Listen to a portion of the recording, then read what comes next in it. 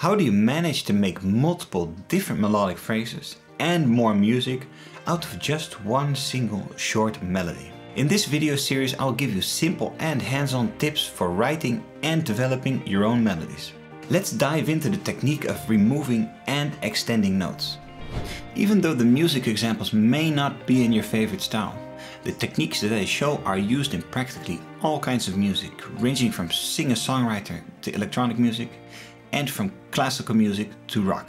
Here we have our melody and C Dorian progression from the previous episode.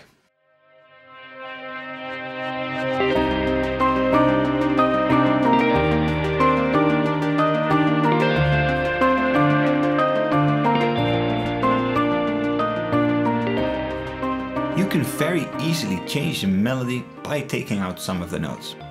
And the easiest and most suitable candidates are the notes at the end of your melody. It really is as simple as it sounds, just remove them.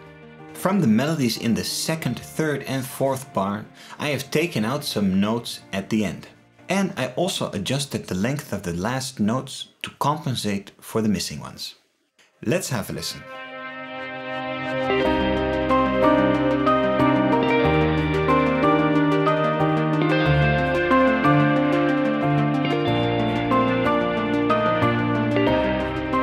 Of course, we can also adjust the notes in the beginning and we can also remove them.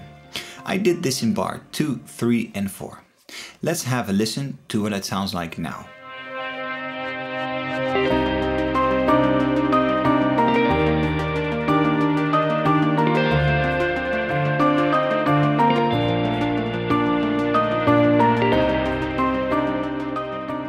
By using these techniques, not only are you creating variation between the different melodic phrase lengths, but by changing the beginning and ending notes you also create a new melodic contour, because you emphasize notes that were not emphasized in the original melody.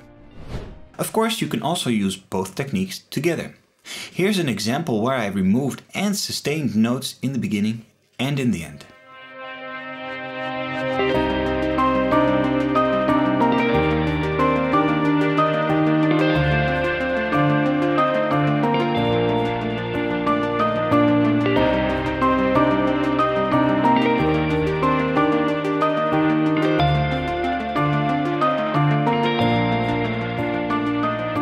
Now this melody has really come to life, hasn't it?